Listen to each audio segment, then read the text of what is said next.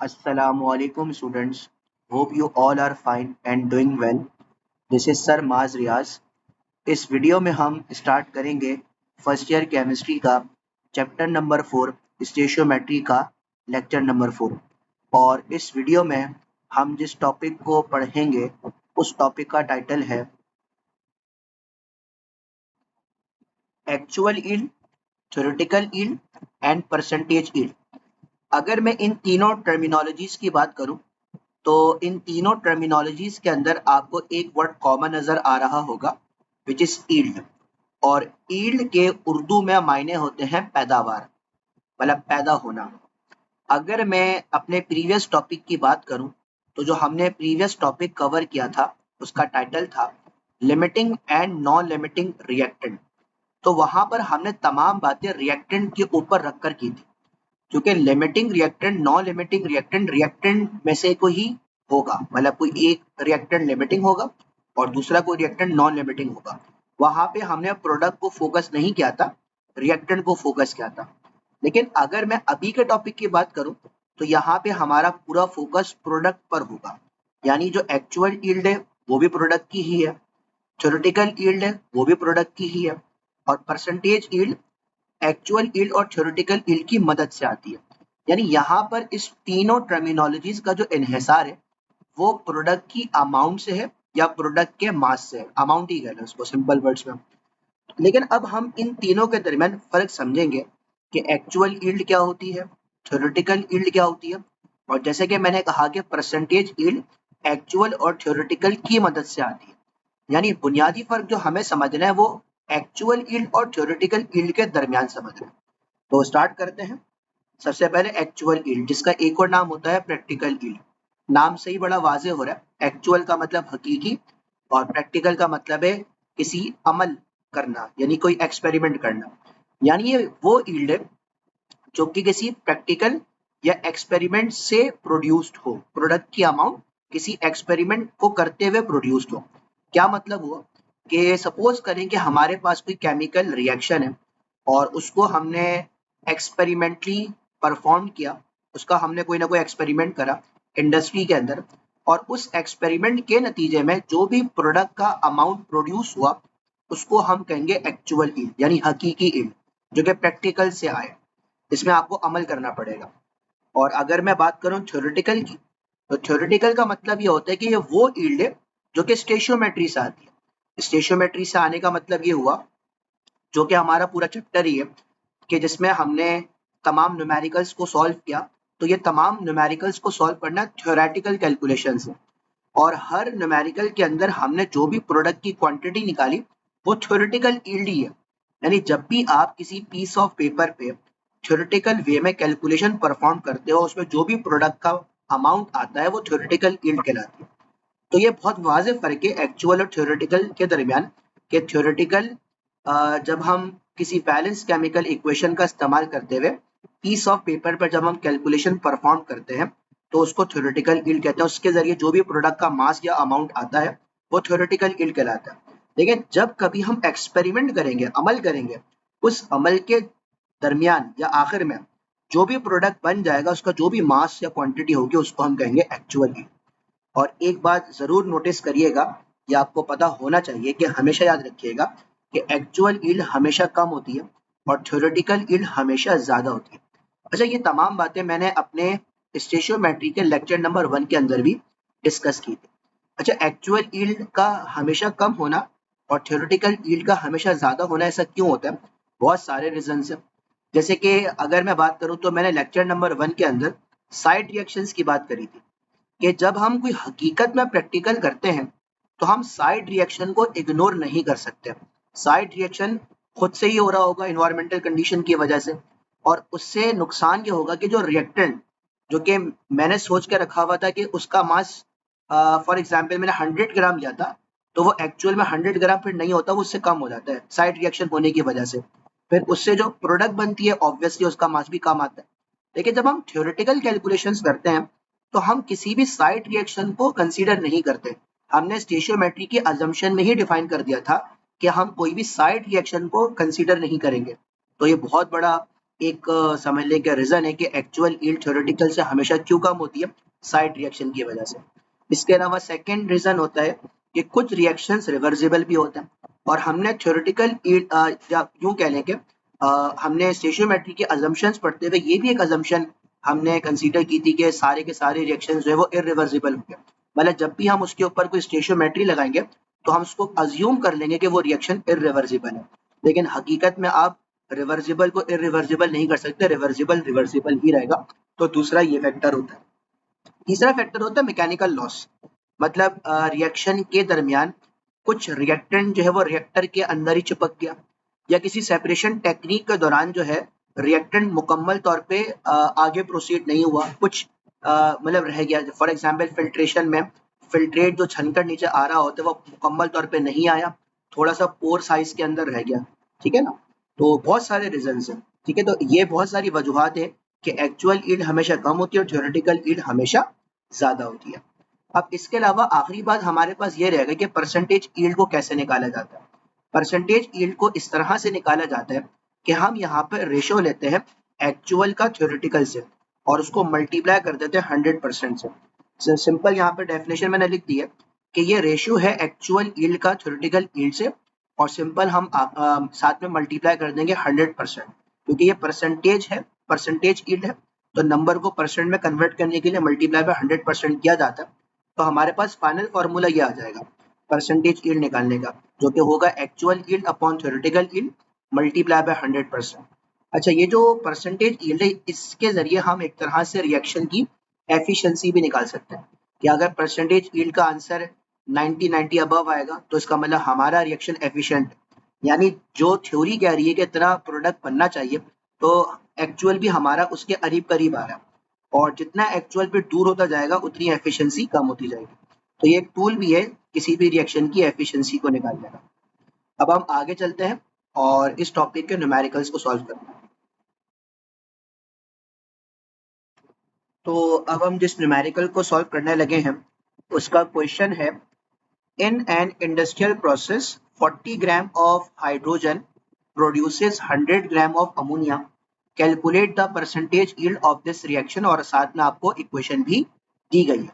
मतलब एक industrial process है जो कि इंडस्ट्री में परफॉर्म किया जा रहा है और उसको जब परफॉर्म किया जा रहा है तो उसमें हो ये रहा है कि हाइड्रोजन का जो मास लिया गया वो 40 ग्राम लिया गया और अमोनिया का जो मास प्रोड्यूस्ड हो रहा है वो है 100 ग्राम, और हमें इस रिएक्शन की परसेंटेज यील्ड निकालनी। सबसे इम्पोर्टेंट बात जो परसेंटेज यील्ड वाले न्यूमेरिकल्स में स्टूडेंट को नोट करनी होती है वो ये होती है कि इन न्यूमेरिकल में जो भी आपको प्रोडक्ट का मास दिया जाएगा वो एक्चुअल यील्ड ही हो, और आपने थ्योरेटिकल कैलकुलेशन यानी रिलेशनशिप लगा के जो भी आप प्रोडक्ट का मास आप निकालोगे वो कहलाएगी थ्योरेटिकल यील्ड। मैं सिंपल एक दो बातें हैं जो कि आपने नोट करनी है। पहली बात मैंने क्या कही कि परसेंटेज यील्ड वाले न्यूमेरिकल में जब भी आपको प्रोडक्ट का मास दिया जाएगा वो एक्चुअल यील्ड ही होगी। अच्छा, इसका रीजन ये है कि आप प्रैक्टिकल यील्ड कैसे निकालोगे या एक्चुअल यील्ड कैसे निकालोगे, मतलब ऐसा तो नहीं होगा ना कि आप इंडस्ट्री में जाके एक्सपेरिमेंट करके आओगे फिर अपना आंसर लिखोगे। तो सिंपल बेटा, बहुत सिंपल सी बात है, इसमें कोई दो राय नहीं है कि जो भी आपको सवाल में प्रोडक्ट का मास दिया जाएगा आपने उसको खुद ही से एक्चुअल यील्ड मान लेना है। अगर लिखा हुआ भी नहीं होगा तब भी मान लेना है। अब जैसे इस सवाल के अंदर लिखा हुआ नहीं है कि अमोनिया की जो एक्चुअल यील्ड है वो 100 ग्राम है, मुझे अमोनिया यानी प्रोडक्ट का एक ही मास जब है उसको मैं एक्चुअल यील्ड कहूंगा। तो आपने करना क्या है, आपको हाइड्रोजन का 40 ग्राम दिया हुआ है, आपने हाइड्रोजन के मास से अमोनिया का मास निकालना है, मास टू मास रिलेशनशिप से, और हाइड्रोजन के मास से जो अमोनिया का मास आएगा वो अमोनिया की दे देगा थ्योरेटिकल यील्ड। एक्चुअल यील्ड पहले से गिवन है और फिर हम आखिर में actual upon theoretical multiply by 100% करके आंसर निकाल लेंगे। तो बहुत सिंपल सा न्यूमेरिकल है। अगर सबसे पहले इसका डेटा बना लेता हूँ तो डेटा में मुझे क्या गिवन है, मुझे एक्चुअल यील्ड दी हुई है अमोनिया की 100 ग्राम, और इसके अलावा मुझे अमोनिया की थ्योरेटिकल यील्ड निकालनी है, और जब वो आएगी तो मेरे पास परसेंटेज यील्ड का आंसर भी आ जाएगा। मतलब बेसिकली आपको निकालना तो परसेंटेज यील्ड ही है, लेकिन परसेंटेज यील्ड उस वक्त ही आएगा जब आप अमोनिया की थ्योरेटिकल यील्ड निकालेंगे। तो अब हम इसको सॉल्व करते हैं और यहाँ पे बड़ा वाज़ेह है कि हम यहाँ पे मास टू मास लगाएंगे। मुझे हाइड्रोजन का मास दिया हुआ है और हाइड्रोजन के मास से मैं अमोनिया का मास निकालूंगा। और मास टू मास रिलेशनशिप को आपने लिमिटिंग और नॉन लिमिटिंग रिएक्टेंट की वीडियो में अच्छे से सीख लिया था कि किस तरह से रिएक्टेंट के मास से प्रोडक्ट के मास को निकाला जाता है, या नोन के मास से किस तरह से अननोन का मास निकाला जाता है। तो सबसे पहले हम क्या करते हैं, इक्वेशन का मास लिखते हैं। और इक्वेशन का मास लिखने से पहले सबसे पहले हम इक्वेशन को उतारेंगे। तो सबसे पहले हमारे पास इक्वेशन जो ऊपर दी गई है उसी को मैंने नीचे लिख दिया। अब यहाँ पर हम इक्वेशन का मास लिखेंगे। और इक्वेशन का मास कैसे आएगा, जैसे नाइट्रोजन है N2, नाइट्रोजन का एटॉमिक मास हमें पेपर में गिवन होगा जो कि 14 होता है। तो N2 का इक्वेशन का मास निकालने के लिए मैं 14 को 2 से मल्टीप्लाई करूंगा, 28 ग्राम आंसर आ जाएगा। सिमिलरली जो सेकंड रिएक्टेंट है 3H2, उसमें हाइड्रोजन का एटॉमिक मास 1 होता है, तो H2 का 2 हो जाएगा और कोएफिशिएंट 3 है, तो उसका आंसर 2 3 जा 6 ग्राम हो जाएगा। सिमिलरली जो हमारा प्रोडक्ट है 2NH3, सबसे पहले NH3, नाइट्रोजन 14 और हाइड्रोजन 3 है और एक का मास 1 होता है, तो 3 1 जा 3, यानी 14 प्लस 3 17, और 17 को जब 2 से मल्टीप्लाई करेंगे तो 34 ग्राम आंसर आ जाएगा। यानी हमारे पास फाइनल इक्वेशन के मासेस आ चुके हैं। अच्छा, इसके अंदर अगर हम नाइट्रोजन का मास नहीं भी निकालते तो मामला चल जाता, क्योंकि सवाल में नाइट्रोजन का जिक्र नहीं है, लेकिन अगर आप निकाल भी लेंगे तो ऐसा कोई फर्क नहीं पड़ेगा। तो सिंपल हम आगे न्यूमेरिकल को प्रोसीड करते हैं। यानी मुझे अमोनिया का मास निकालना है हाइड्रोजन के मास से, ताकि मैं अमोनिया की थ्योरेटिकल यील्ड निकाल लूँ और फिर थ्योरेटिकल यील्ड से परसेंटेज यील्ड आ जाए। तो सिंपल वही पैटर्न होगा EUG कि इक्वेशन ने क्या कहा, फिर मैं लगाऊंगा यूनिटरी और आखिर में आ जाएगा गिवन। तो सबसे पहले इक्वेशन के मुताबिक इक्वेशन के मास क्या है, हाइड्रोजन का 6 ग्राम और अमोनिया का 34 ग्राम। और इसमें हम याद रखेंगे या याद रखते हैं कि स्टेटमेंट लिखने का तरीकेकार या पैटर्न क्या होता है या फ्लो क्या होता है, कि नोन का जिक्र पहले होता है, फिर इक्वल्स टू आता है और फिर अननोन का जिक्र होता है। यानी हाइड्रोजन हमारा नोन है तो हाइड्रोजन का जिक्र पहले होगा, फिर इक्वल्स टू आएगा और फिर अमोनिया अननोन है, फिर उसका जिक्र किया जाएगा और सबसे पहले इक्वेशन के मास आएंगे, जो कि आपको ऊपर नजर भी आ रहा है कि 6 ग्राम हाइड्रोजन का है और 34 ग्राम अमोनिया का है। अब इस पर लग जाएगा यूनिटरी मेथड, यानी 6 की जगह पे 1 आएगा और 6 अपोजिट साइड पे जाके डिनोमिनेटर में चले जाएगा। और फिर आखिरी में हम गिवन मास को मल्टीप्लाई करते हैं बोथ साइड्स पर, और हाइड्रोजन का गिवन मास है 40 ग्राम, तो हम बोथ साइड्स पे 40 ग्राम को मल्टीप्लाई करेंगे तो हमारे पास फाइनल आंसर आ जाएगा 226.67। और ये अमोनिया की थ्योरेटिकल यील्ड आ गई। एक्चुअल यील्ड मुझे पहले से दी गई थी, सिंपल यहाँ पे फॉर्मूला लगाएंगे और एक्चुअल की जगह एक्चुअल पुट कर दिया, थ्योरेटिकल की जगह पे थ्योरेटिकल को पुट करा, और फाइनल आंसर मैं निकालूंगा तो मेरे पास आ जाएगा 44.12, यानी अमोनिया की जो यील्ड आ गई वो आ गई 44.12%। मैं उम्मीद करता हूँ कि न्यूमेरिकल आपको समझ में आ गया होगा। अब हम स्टार्ट करते हैं सेकंड न्यूमेरिकल। अब हम नेक्स्ट न्यूमेरिकल करते हैं और नेक्स्ट न्यूमेरिकल का क्वेश्चन है, ये कॉन्सेप्ट असेसमेंट एक्सरसाइज है, जिसका नंबर यहाँ पे आपको लिखा हुआ नजर भी आ रहा होगा, और ये बुक की ही एग्जाम्पल है 4.6 CAE, और इसका क्वेश्चन नंबर 2 है, जिसकी स्टेटमेंट मैं अभी पढ़ने लगा हूँ, इसको अभी हमने सॉल्व करना है। और इसकी स्टेटमेंट ये है कि baking soda is commercially prepared by passing ammonia and carbon dioxide through saturated solution of sodium chloride. If 20 gram of ammonia and 30 gram of carbon dioxide produced 40 gram baking soda, then calculate percentage yield of baking soda taking NaCl and H2O in excess, और आपको equation दी गई है। अच्छा, इस statement को हम आसान अल्फाजों में कन्वर्ट करते हैं कि बेसिकली क्या कहा जा रहा है।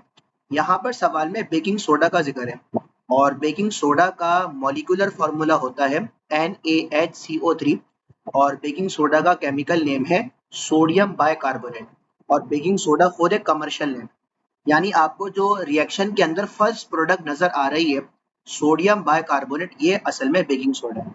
तो हमें इसी की परसेंटेज यील्ड निकालनी है बेकिंग सोडा की, और इसके लिए मुझे दो रिएक्टेंट के मास दिया गया। मुझे अमोनिया का मास अलग दिया हुआ है 20 ग्राम और कार्बन डाइऑक्साइड का मास अलग दिया हुआ है 30 ग्राम, यानी दो रिएक्टेंट के मास दिए हुए, और साथ में मुझे बेकिंग सोडा का मास दिया हुआ है जो कि प्रोडक्ट है जिसकी हम परसेंटेज यील्ड निकालें। जैसे कि हमने प्रीवियस सवाल के अंदर ये डिस्कस किया था कि सवाल के अंदर यानी परसेंटेज यील्ड के जितने भी सवाल आते हैं पेपर में या पूछे जाते हैं, उन तमाम सवालात के अंदर जो भी हमें प्रोडक्ट का मास दिया जाएगा वो एक्चुअल यील्ड होगी, और बेकिंग सोडा का जो प्रोड्यूस्ड मास हमें बताया गया है वो है 40 ग्राम। तो बेसिकली ये सोडियम बाइकार्बोनेट यानी बेकिंग सोडा की एक्चुअल यील्ड है। तो आपको एक्चुअल यील्ड दे दी गई है, यानी परसेंटेज यील्ड निकालने के लिए एक चीज तो आपको पता चल गई, एक्चुअल यील्ड जो कि 40 ग्राम। अब बात आ जाती है थ्योरेटिकल यील्ड की, कि वो किस तरह से निकाली जाए, क्योंकि थ्योरेटिकल यील्ड का मतलब है जो हम कैलकुलेशन परफॉर्म करके निकालेंगे सोडियम बाइकार्बोनेट का मास।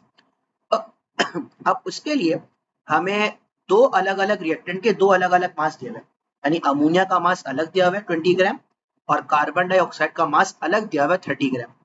तो अब यहाँ पे मुझे एक ही प्रोडक्ट का मास निकालना है एक, लेकिन उसको निकालने के लिए दो अलग अलग रिएक्टेंट के दो अलग अलग मास है। यानी इस न्यूमेरिकल को सॉल्व करने में मैं एक और कॉन्सेप्ट का इस्तेमाल करूंगा जो कि कहलाएगा limiting and non limiting reactant.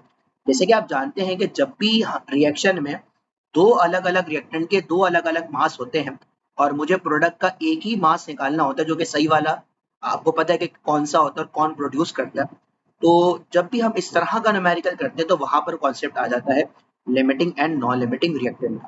यानी सवाल को सॉल्व करने का फ्लो क्या होगा कि हमें एक्चुअल यील्ड पता है, हमें जस्ट थ्योरेटिकल यील्ड निकालनी है, और थ्योरेटिकल यील्ड निकालने का तरीकेकार ये होगा कि मैं अमोनिया के मास से सोडियम बाइकार्बोनेट का मास निकालूंगा, उसका कोई ना कोई आंसर आएगा, और फिर मैं कार्बन डाइऑक्साइड के मास से सोडियम बाइकार्बोनेट का मास निकालूंगा, उसका भी कोई ना कोई एक आंसर आएगा। जो आंसर छोटा होगा, यानी सोडियम बाइकार्बोनेट के जब दो आंसर आ चुके होंगे, उसमें से जो छोटा आंसर होगा वह सही आंसर होगा, वो सही आंसर कंसीडर किया जाएगा, और उसी को थ्योरेटिकल यील्ड कहूंगा। जो सही आंसर कंसीडर किया जाएगा वही थ्योरेटिकल यील्ड कहलाएगी, और जो छोटा मास प्रोड्यूस करेगा, जो सही मास प्रोड्यूस करेगा, उसको हम लिमिटिंग रिएक्टेंट का नाम देंगे। तो इस जरिए से हमारे पास सोडियम बाइकार्बोनेट की आ जाएगी थ्योरेटिकल यील्ड, और जब थ्योरेटिकल आ जाएगी, एक्चुअल पहले से पता है, तो हम परसेंटेज यील्ड निकाल लेंगे। तो सिंपल हमने वर्बली इस न्यूमेरिकल को सॉल्व कर लिया है। अब यहाँ पे जरा इसको सॉल्व करने के लिए डेटा बनाते हैं, और डेटा में सबसे पहले मुझे मास ऑफ अमोनिया दिया गया है जो कि 20 ग्राम है, और इसके अलावा मास ऑफ कार्बन डाइऑक्साइड भी दे दिया गया है जो कि 30 ग्राम है, और मुझे एक्चुअल यील्ड दे दी गई है सोडियम बाइकार्बोनेट की जो कि 40 ग्राम है, और मुझे थ्योरेटिकल यील्ड निकालनी है, और जैसे ही थ्योरेटिकल यील्ड आएगी तो मेरे पास परसेंटेज यील्ड का आंसर आ जाएगा। अच्छा, इस न्यूमेरिकल को सॉल्व करने की भी जो अप्रोच होगी वो होगी मास टू मास, यानी हम नोन के मास से अननोन का मास निकालेंगे, और उसका वही पैटर्न होगा ईयूजी, यानी सबसे पहला काम हमारा होगा इक्वेशन के मासेस को निकालना। तो सबसे पहले हम इक्वेशन के मासेस को निकाल लेते हैं। तो इक्वेशन के मासेस निकालने के लिए मैंने इक्वेशन को दोबारा लिख दिया है, और यहाँ पर मैं इक्वेशन के मास सिर्फ उन्हीं के निकालूंगा जिनसे मुझे काम है। यानी इस सवाल में सोडियम क्लोराइड का कोई काम नहीं है, H2O का भी कोई काम नहीं है, CO2 का काम है, NH3 का काम है, और सोडियम बाइकार्बोनेट का काम है यानी NaHCO3, और जो दूसरा प्रोडक्ट है अमोनियम क्लोराइड, इसका भी कोई काम नहीं है। जो अब यानी तीन चीजों का काम है, CO2, NH3 रिएक्टेंट साइड पर, और NaHCO3 जो कि प्रोडक्ट साइड पर है। तो हम सिर्फ इनके ही इक्वेशन के मास निकालेंगे। तो इनके इक्वेशन के मास निकालने का तरीकेकार आप जानते हैं कि सबसे पहले एटॉमिक मास से मोलर मास आता है, और मोलर मास को कोएफिशिएंट से मल्टीप्लाई कर देता है। यानी अगर मैं सबसे पहले CO2 का मास निकालूंगा तो कार्बन का एटॉमिक मास 12 होगा, ऑक्सीजन का 16 होता है, लेकिन 16 को हम 2 से मल्टीप्लाई करेंगे क्योंकि तादाद 2 है, और इसमें हम 12 ऐड कर देंगे तो आंसर आ जाएगा 44 ग्राम। अमोनिया का कैसे आएगा, नाइट्रोजन का एटॉमिक मास 14, और इसमें ऐड कर दिया जाएगा 1 मल्टीप्लाई बाय 3, और 1 मल्टीप्लाई बाय 3 क्यों किया जाएगा, हाइड्रोजन के एक एटम का एटॉमिक मास 1 और तादाद 3 है। और सिमिलरली प्रोडक्ट का मास, इक्वेशन का मास कैसे निकालेंगे, NaHCO3 का, Na का एटॉमिक मास 23, फिर इसमें ऐड किया जाएगा 1 को जो कि हाइड्रोजन का एटॉमिक मास है, फिर इसमें ऐड किया जाएगा 12 को जो कि कार्बन का एटॉमिक मास है, और फिर इसमें ऐड किया जाएगा 16 मल्टीप्लाई बाय 3 को, और 16 यानी ऑक्सीजन के एक एटम का एटॉमिक मास, और तादाद 3 होने की वजह से मल्टीप्लाई बाय 3 करेंगे। तो हमारे पास कुछ इस तरह से कैलकुलेशन होगी और फाइनल आंसर्स कुछ इस तरह से आ जाएंगे। तो हमने तीनों के इक्वेशन के मासेस निकाल लिए। अब हम क्या करेंगे, कार्बन डाइऑक्साइड के मास से सोडियम बाइकार्बोनेट का मास निकालेंगे, और अमोनिया के मास से सोडियम बाइकार्बोनेट का मास निकालेंगे। तो लेकिन पहले हम अमोनिया के मास से सोडियम बाइकार्बोनेट का मास निकाल रहे हैं तो इसका पैटर्न वही होगा EUG, यानी पहले इक्वेशन ने क्या कहा, फिर यूनिटरी और फिर गिवन। और इसमें क्या होगा कि नोन का जिक्र पहले और अननोन का जिक्र बाद में। और नोन कौन है, दोनों केसेस में कार्बन डाइऑक्साइड और अमोनिया नोन। तो यहाँ पर हमारे पास स्टेटमेंट कुछ इस तरह की आ जाएगी कि नोन का जिक्र पहले यानी अमोनिया का जिक्र पहले और अननोन का जिक्र बाद में यानी सोडियम बाइकार्बोनेट का जिक्र बाद में। और आपको जो मासेस नजर आ रहे हैं वो इक्वेशन वाले मासेस नजर आ रहे हैं, जो कि अमोनिया का 17 ग्राम है और सोडियम बाइकार्बोनेट का 84 ग्राम। अब यहाँ पर हम लगा देंगे यूनिटरी, यानी 17 की जगह पे 1 आ जाएगा और 17 अपोजिट साइड पे जाके डिनोमिनेटर में शिफ्ट हो जाएगा। और फिर मुझे अमोनिया का गिवन मास डेटा में नजर आ रहा है 20 ग्राम है, तो मैं बोथ साइड्स पे 20 को मल्टीप्लाई कर दूंगा तो फाइनल आंसर मेरे पास आ जाएगा 98.82, यानी अमोनिया के 20 ग्राम से सोडियम बाइकार्बोनेट का मास जो प्रोड्यूस्ड होगा वो होगा 98.82। अब हम सेम काम करेंगे, यानी सेम काम का मतलब ये होगा कि अब हम दूसरे रिएक्टेंट से सेम काम करते हुए, सेम मेथड को फॉलो करते हुए सोडियम बाइकार्बोनेट के मास को निकालेंगे। और दूसरा रिएक्टेंट कौन है, कार्बन डाइऑक्साइड। तो जरा करते हैं। अब यहाँ पे सोडियम बाइकार्बोनेट के ही मास को निकाला जा रहा है, लेकिन कार्बन डाइऑक्साइड के मास से। तो इसमें नोन है कार्बन डाइऑक्साइड और अननोन है सोडियम बाइकार्बोनेट। वही काम, नोन का जिक्र पहले और बाद में अननोन का जिक्र और दरमियान में इक्वल्स टू। और पहली लाइन में EUG पैटर्न के मुताबिक इक्वेशन का मास आ चुका है, जो कि आपको ऊपर भी नजर आ रहा है, कार्बन डाइऑक्साइड का 44 ग्राम्स और सोडियम बाइकार्बोनेट का 84 ग्राम्स। अब यहाँ पर हम लगा देंगे यूनिटरी, यानी 44 की जगह पे 1 और 44 अपोजिट साइड पे जाके डिनोमिनेटर में शिफ्ट हो जाएगा। अब यहाँ पे हम गिवन को बोथ साइड्स पे मल्टीप्लाई करेंगे और डेटा में आपको नजर आ रहा होगा कि कार्बन डाइऑक्साइड का गिवन मास है 30 ग्राम, तो हम बोथ साइड्स पे 30 को मल्टीप्लाई करेंगे तो फाइनल आंसर मेरे पास आ चुका है 57.27, यानी कार्बन डाइऑक्साइड ने सोडियम बाइकार्बोनेट का जो मास प्रोड्यूस किया वो उसका आंसर है 57.27। यानी दोनों आंसर्स को कंपेयर करने के बाद जो छोटा आंसर है वो है 57.27, यानी 57.27 ही करेक्ट मास कंसीडर किया जाएगा। और चूंकि CO2 ने लेस मास प्रोड्यूस किया है तो CO2 को हम नाम दे देंगे लिमिटिंग रिएक्टेंट का, और जो करेक्ट मास होगा वो होगा 57.27 और यही कंसीडर होगा एज थ्योरेटिकल ईल्ड। तो बस अब हमें क्या करना है कि अब हमें परसेंटेज ईल्ड निकालनी है। फॉर्मूला में मैंने लिख दिया है, एक्चुअल ऊपर आती है, थ्योरेटिकल नीचे आती है और मल्टीप्लाई हमें करना होता है 100% से। एक्चुअल हमें डेटा में नजर आ रही है 40 ग्राम, थ्योरेटिकल में हम क्या लिखेंगे, करेक्ट मास लिखेंगे जो कि 57.27 है और फिर उसको 100 से जब मल्टीप्लाई करेंगे तो हमारे पास 100% से जब हम मल्टीप्लाई करेंगे तो हमारे पास फाइनल आंसर आ जाएगा 69.84%। तो हमने इस न्यूमेरिकल को इस तरह से सॉल्व किया। मैं उम्मीद करता हूँ कि न्यूमेरिकल का सॉल्यूशन भी आपको सब अच्छे से समझ में आ गया होगा। तो इस वीडियो में हम यहीं तक रखते हैं। उम्मीद करता हूँ कि आज का इस यानी वीडियो के अंदर जो टॉपिक हमने डिस्कस किया है वो आप लोगों को अच्छे से समझ आया होगा और इंशाल्लाह हम नेक्स्ट लेक्चर में मुलाकात करते हैं। अल्लाह हाफिज़।